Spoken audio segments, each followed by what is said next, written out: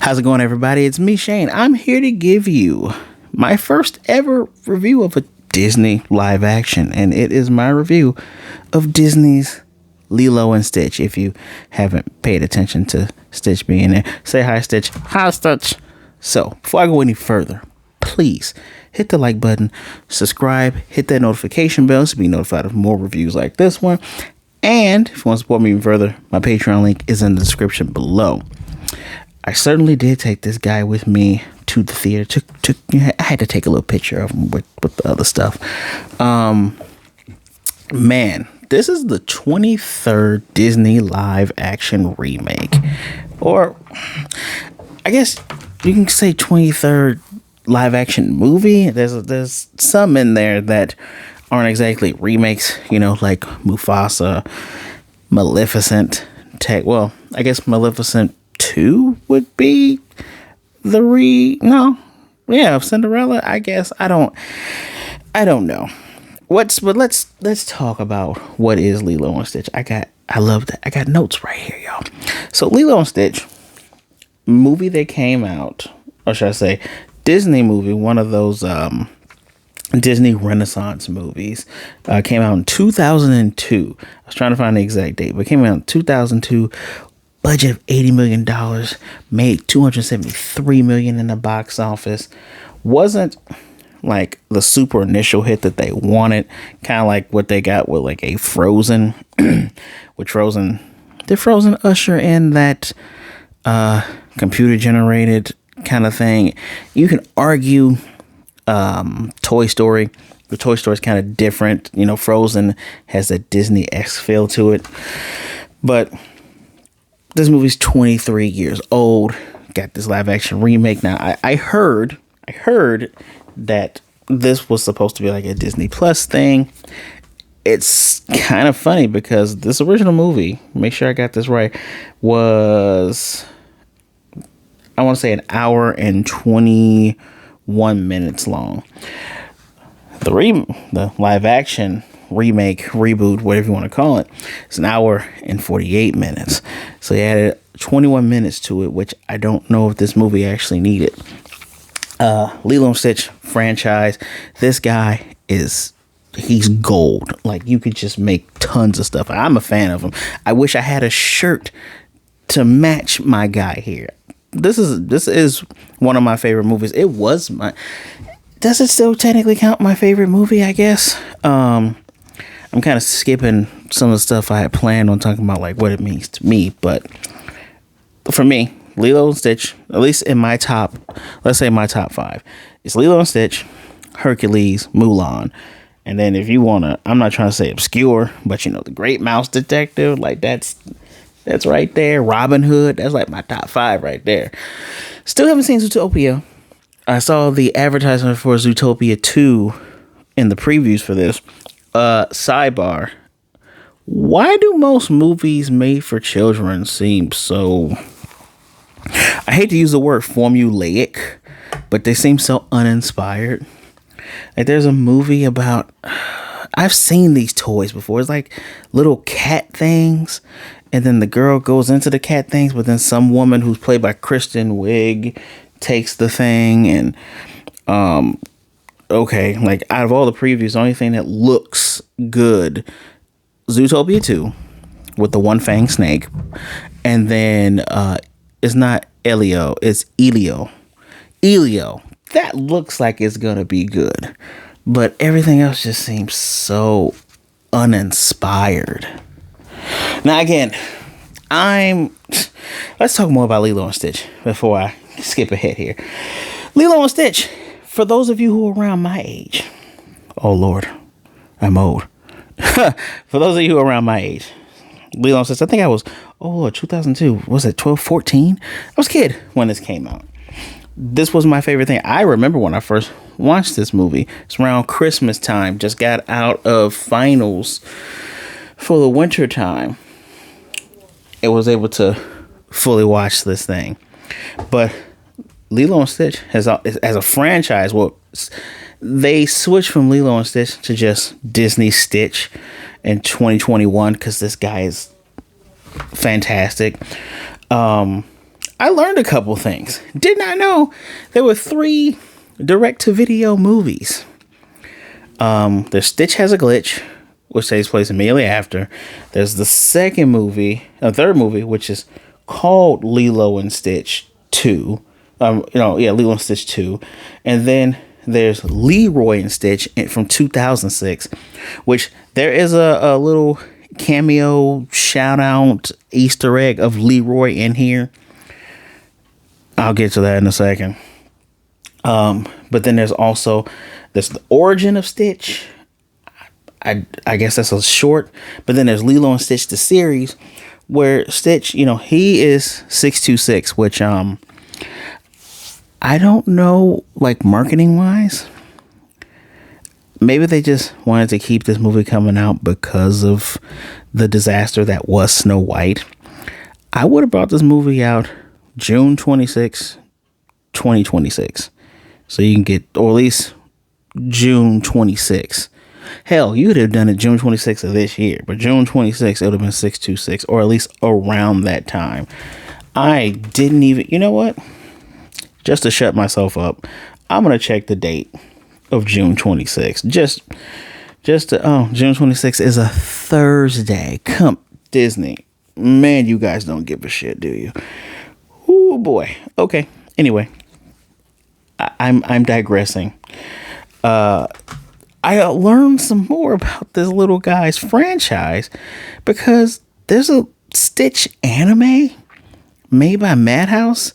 It has season 1 was from 2008 to 2011, then 2012, then 2015. Then there's the Chinese anime called Stitch in AI.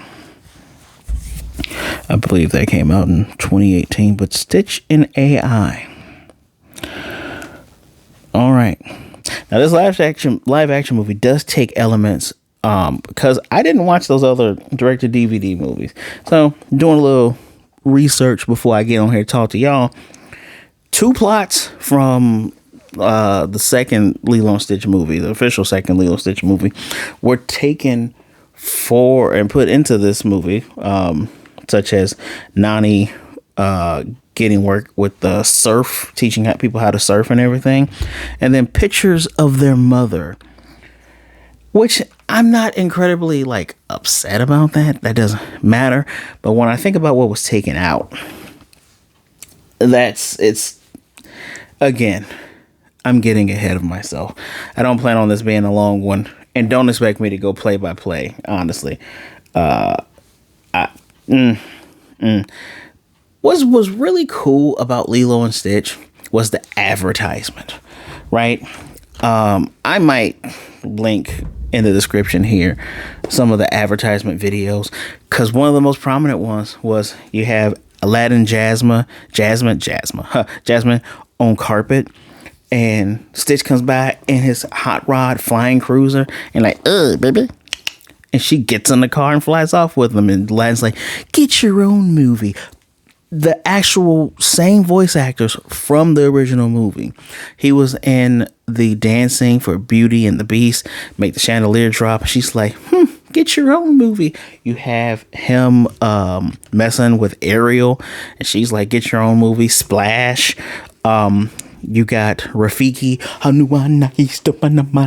holding him out, and he's like, and everybody's going crazy, just kind of throws him, and just like that top tier advertisement, man.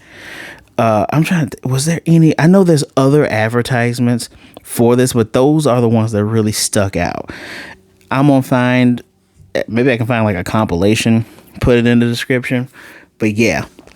Now for this movie, the advertisements, which were done kind of late, same concept, except it was all of the things that was already live action.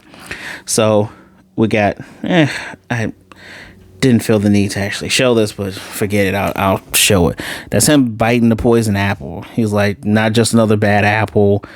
You got the Rafiki thing I mentioned before.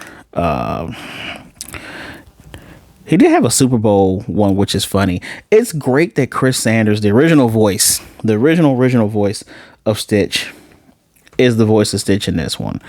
He's also one of the original writers as well. He co-created this. I'm about to say creature, but he is a creature. Oh, look at that! You got the glass sleeper. You have biting on the lamp, which is funny. I haven't seen the Aladdin live action. I'm told it's one of the better ones. That and The Jungle Book by Jon Favreau, which kind of springboarded all this. That and Maleficent kind of just kept the train rolling. Oh yeah, this is actually real too. This is funny. Bit the Pixar ball, bit the Mickey ears, the Fox thing tilted, the Avengers sign messed up. There's a lightsaber down there with the Marvel Studios thing in shambles. That stuff's fun. Like, this is good advertisement. I was very apprehensive early on about, there being a live action of this until I saw that first trailer. I'm like, oh, well, okay. Stitch is a much darker blue, so you kind of make the joke of, oh man, they're bleaching his skin. But seeing the first test footage, I was like, I don't know, man, I'm iffy on this. Then that first trailer came out. It was good. Excuse me. It was good. It made me go, all right, I'm gonna watch this, especially seeing the young actress who plays Lilo. I got to get her name right. Mia Khalifa. Oh yeah, Khalifa. Yeah, Mia Khalifa.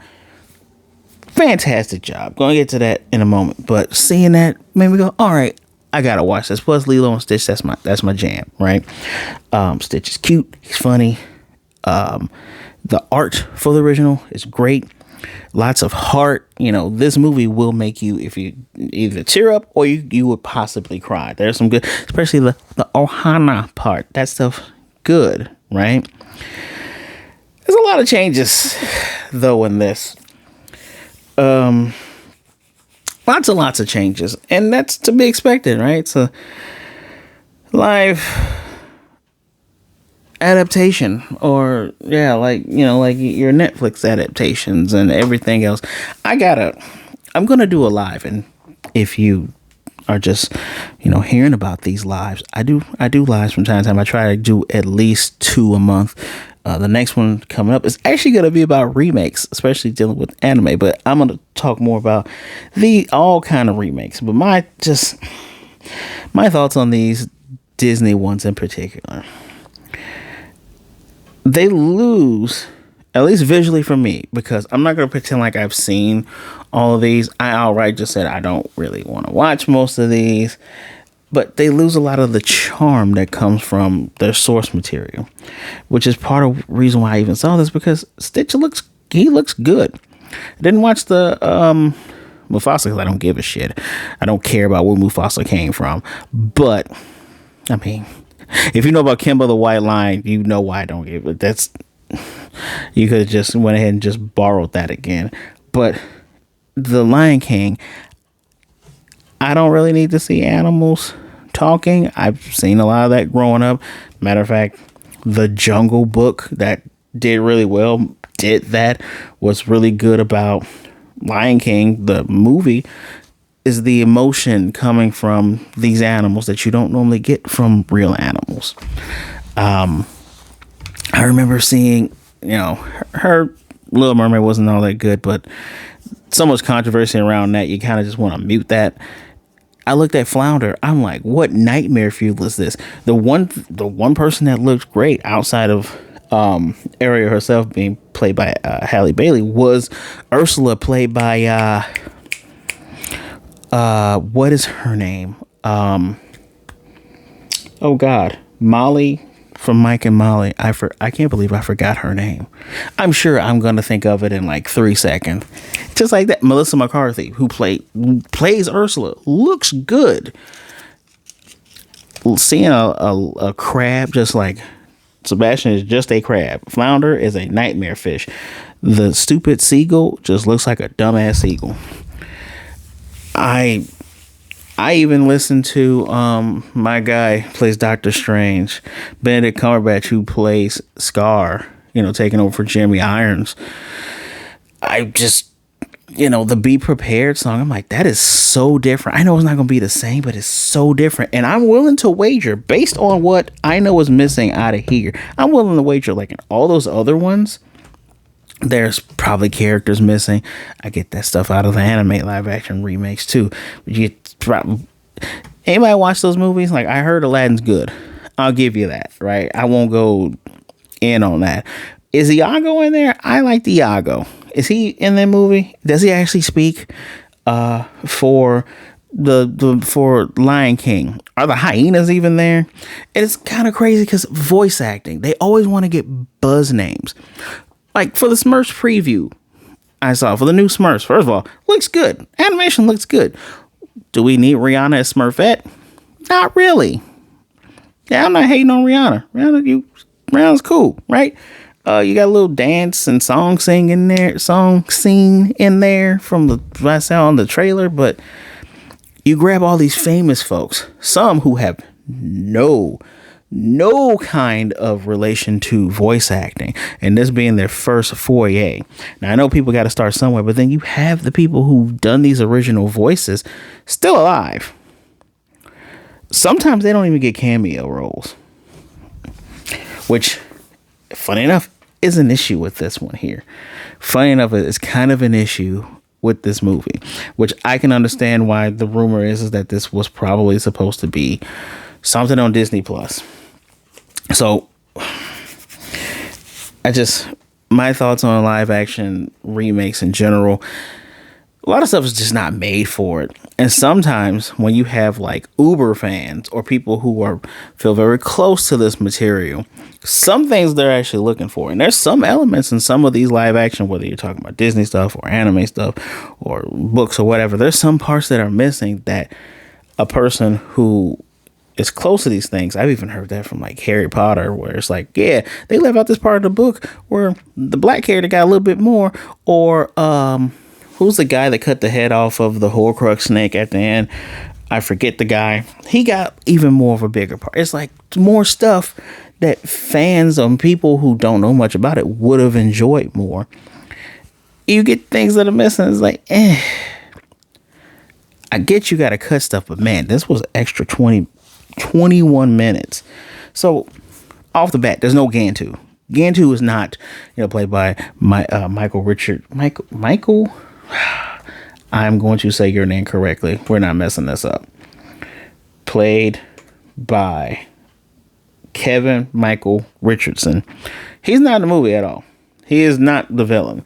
Matter of fact, they make Jumba, the bad guy, which completely removes a relationship that he has with Stitch, where, yeah, he made this monstrosity thing, but he's actively watching him, learn. I don't want to say evolve, but learn, behave, evolve, and all this other good stuff.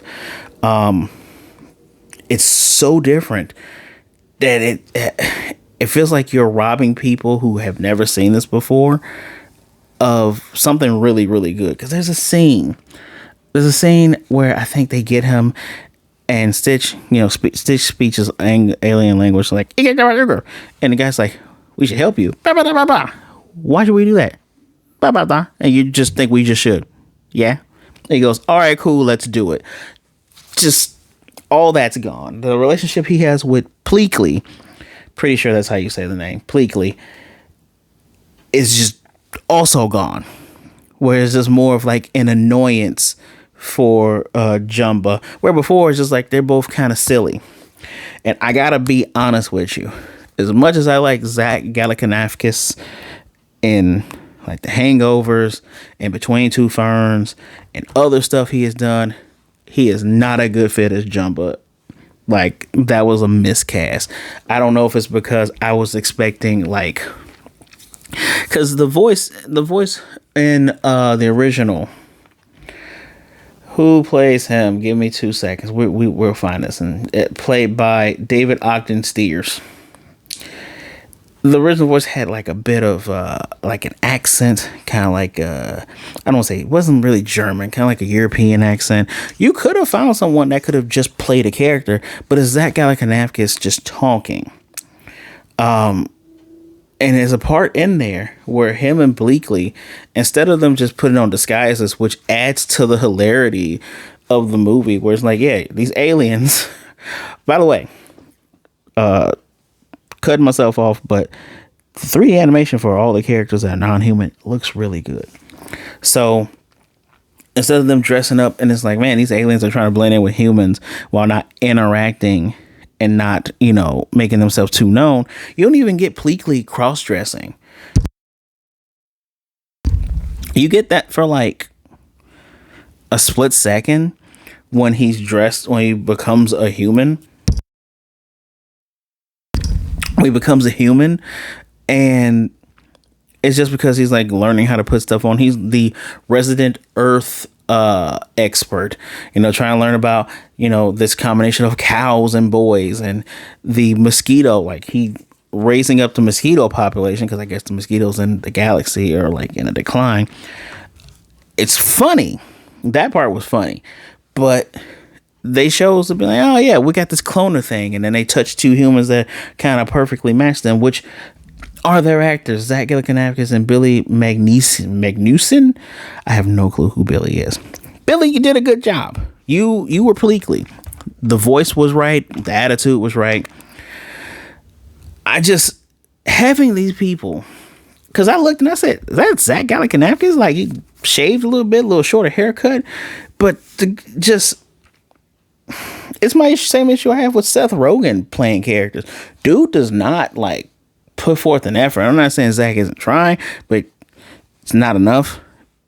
It's just there. At least Billy did a good job to me. One of the biggest changes is Bubbles. Cobra Bubbles, who was the social worker. He is now just full on, this is a CIA guy. They find stuff in the trees, and they just flat out go, oh yeah, he's CIA. Where he was former CIA? He formerly worked with like secret stuff in the government. It was hinted at because him and the Grand Councilwoman, they both they met each other in Roswell when he used to work in the government like that. Now the social worker is played by the former voice actress for Nani, Tia Cut. I'm gonna butcher that name, Karari. So she takes, and it changes the dynamic completely, because where you have like, man, by the way, why is Vin Rames no shade on is it Courtney B. Vance? It's Courtney B. Vance, right? No shade on Courtney B. Vance. Amazing actor. Fantastic actor. I don't know why they couldn't do Vin Rames. I heard it was like a scheduling issue. Could have just waited. I don't know. It would have been, if you're gonna have other people who were in the original movie be characters, such as we're introducing a new character, the grandma of David, who's played by Amy Hill, who played Mrs. Hasagawa. I feel bad because in my notes I put Miss Ho from Next Friday movie. I didn't even realize she was a voice of a character in that original movie. So you have her playing a big role, and you have Tia playing the social worker now, where Bubbles plays a completely different thing. And it just makes, like, she comes at it as like, oh, you gotta do what's best for Lilo, and just kind of pushing this whole breaking the family apart thing, where you could tell it works so much better with like even if you just had Courtney B. Vance be Bubbles the social worker, it works so much better. You have this well-dressed brother who just seems kind of hard-boiled, kind of pushing for like, hey, I'm trying to do what's best for this kid, period. That's it. Still wish it would have been Vin Rames. On top of that, I don't get the moment where Stitch, by the way, they took away Stitch's Ugly Duckling book, which is part of what, like, that was a lot of the heart and soul going into that. You take away the part where he throws the book at the guy. There's one of my favorite scenes, one of the most iconic scenes, is when he first crash lands. And I guess, I don't remember if Lilo actually did the prayer in the original as well, but Stitch comes out and lashes and just, seems like a devilish thing with that green flame background, that was rushed so fast, just moving so quickly to get to the funny frog part. Didn't have his guns. Stitch has 4 arms. Didn't have any of the guns. I can forgive the gun part because, sure. But just rushing through some of those things felt so icky. I even sat there like, wow, you really rushed through the space chase a little bit. Now I can forgive that because you got to move on to other things. Even the heartfelt stuff between Nani and Lilo, where like they talk about Ohana, Ohala means family, family doesn't get left behind. You miss some of the stuff where like everybody's called cousins, because if you all live there, whether you are technically born there or not, everyone's some type of family, some type of cousin. But those conversations between Lilo and Nani are taken over by, if I can, let me see the character's name that Amy Hill plays real quick. Tutu. I feel like just calling her David's grandma. Tutu is just taken away and is more hammered into Nani than Nani being this don't really tell you how old Nani is, but if Nani is Lilo's guardian, she is at the least 18. That character did not look like no damn 18 in the damn movie. That's for sure. At least 19, 20, right? The actress playing Nani is 24. So let's just say the character is in her early 20s. She had a lot of that heart from what was going on between her and Lilo and their parents passing away. You completely kind of cut out Lilo's whole subplot about the sea, like, oh, I paid homage to the sea god, so it wouldn't be angry, because it's heavily implied in that movie that her parents passed away at sea, that she feeds a fish. We do get examples of her being mischievous, right? Cut out her punching the shit out of that redhead. Get why, but they do a good job of showing those kids being a-holes to her. I already mentioned the Jumba and Pleakley relationship. The no cross-dressing from Pleakley was a choice, especially given it's 2025. That's like, I don't know if they didn't want to play it up for laughs, or I don't know if that's part of the character. The character just seemed natural to wear those type of outfits. So I don't know the change there. I'm not really thinking too much about it. My issue is that they decided to make them humans, to be disguised as humans playing themselves.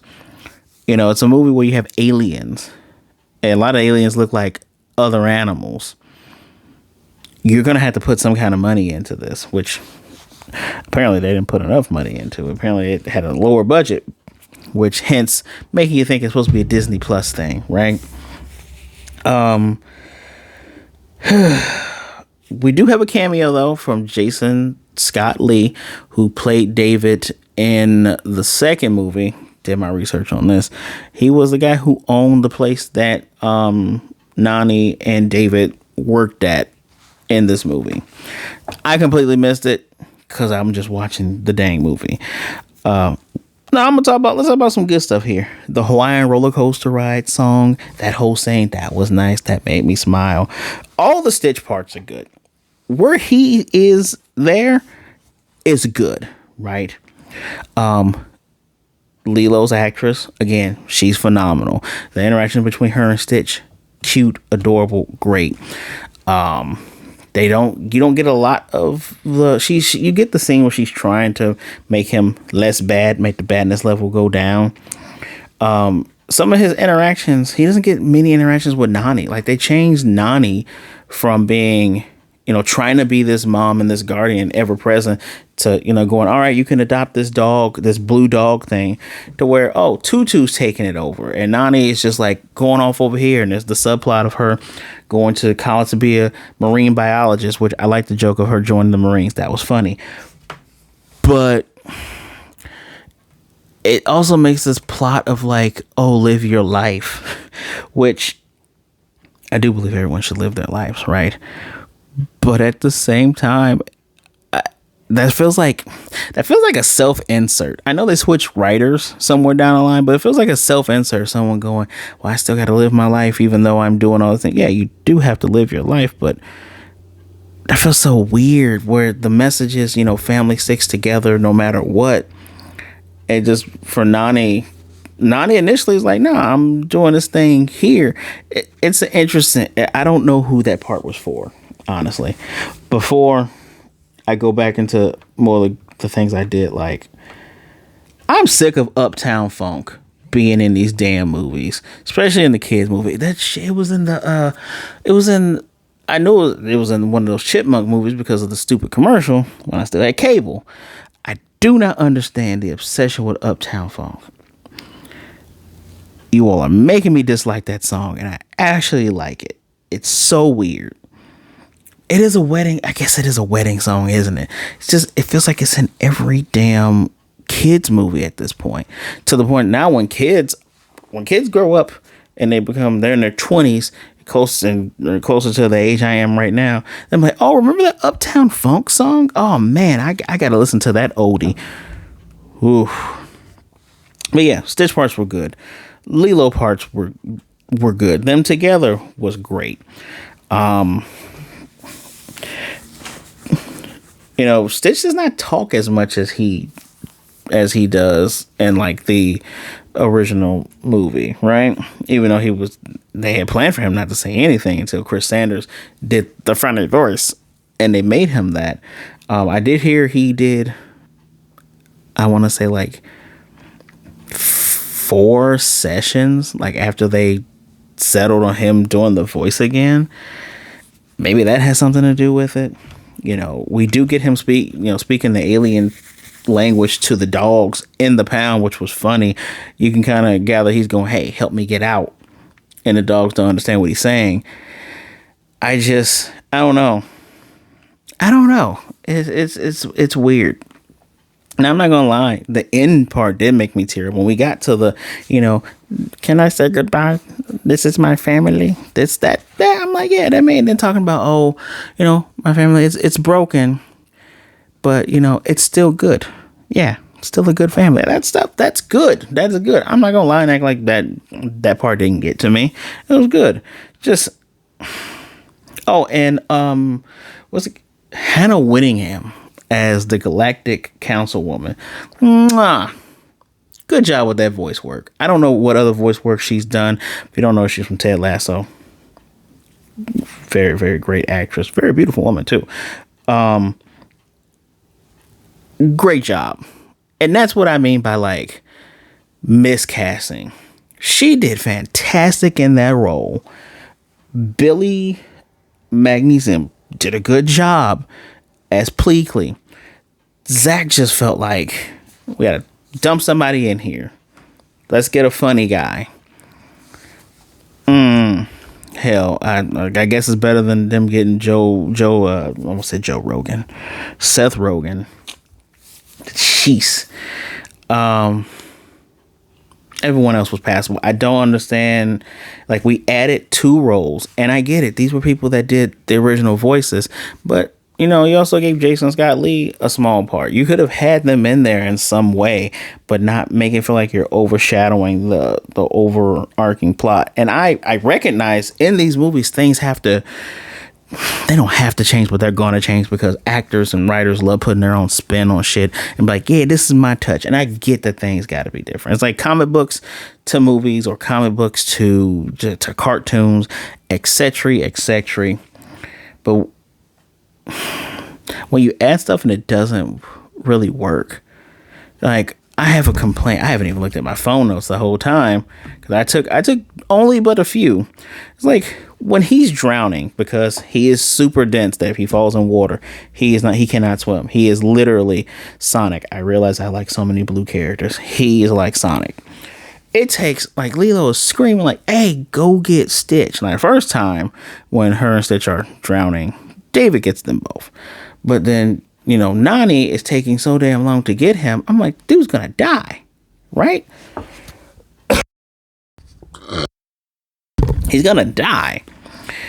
Like some parts just takes on. Though when they have to jumpstart him because they try to do the defibrillator, they use jumper cables. That was funny, but they linger so long on that part that I said you could have cut out that 2 minutes and 35 seconds of that whole Amy Hill going, all right, we'll do that.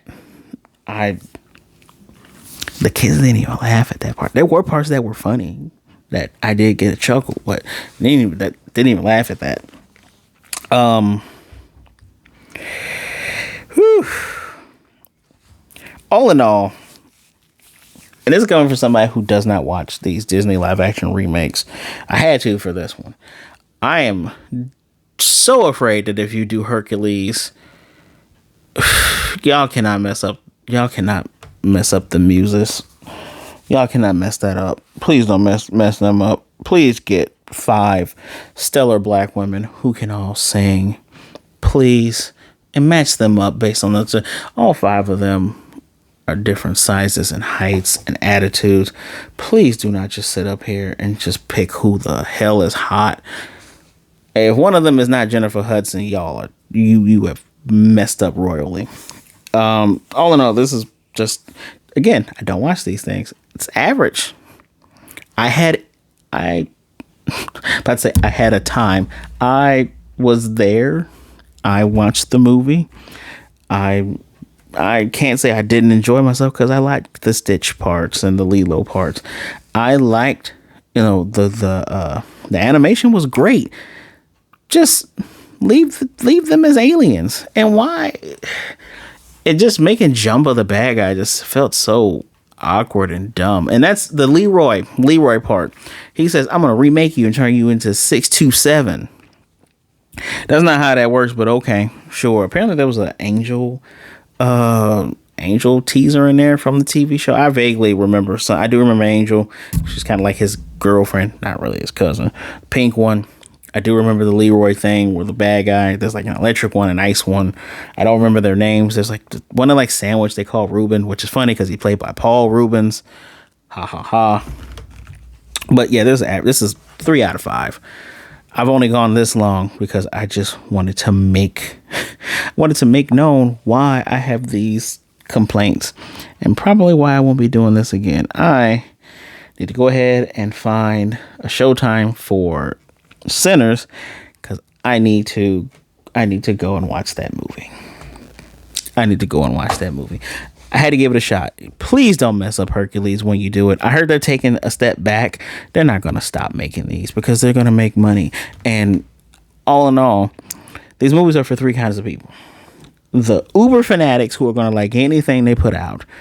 Children, because children are going to watch these things.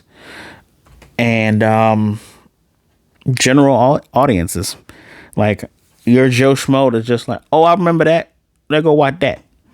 Then watch it and go, yeah, it was all right. I wasted an hour. Got to sit in a cool theater. That's just how those things go. Wasn't for me. After this, I'm gonna go watch the original. Yeah, I'm gonna go watch the original. Have a good time. But if you saw this movie, let me know what you think. If you've seen any of the other 23 live action remakes, please tell me what you think of them. Like, which I from what I saw, this is up there with Aladdin, because when they mirror the things that you've seen, they do a great job. It's just the third act kind of fails and some of the other parts kind of fizzle out. Let me know what you think in the comment section down below. Please don't be shy. Hit that like button. Right down there, yeah. Don't forget to subscribe, hit the notification bell to be notified of more reviews like this one. And if you want to support me even further, my Patreon link is in the description below. Too close. It's in the description below. Whatever you choose to donate, I deeply appreciate it. Please be good, be blessed, wash those hands, drink some water, be good to yourself, be good to others. Either way it goes, please don't be a jerk. All right, we got too many of those in the world. And if you're feeling down and out, feeling like you don't have any ohana, you do. There are people out there that care about you. There are people out there that would rather talk to you today than to miss you and mourn you tomorrow. I promise you that. Just reach out to somebody. All right. You too. You're not some ugly duckling that's going to be discarded. You have people that can be your tribe. You want to talk to me? Oops, sorry about that, Stitch. My social medias are in the description below. Go ahead and give me a follow. Just give me a hello. Just be mellow. We'll be good to go. All right. It's good. All right. Try not to go too hard in on this because this is usually not my type of thing, but I like my boy. So again, tell me what you think. I'll see you guys next time on the next one, which I'm debating whether I'm gonna see Elio. But I think the next movie outside of Sinners that you might see from me probably gonna be Jurassic Park. So until next time, from me and Stitch, I'll see y'all later. Goodbye.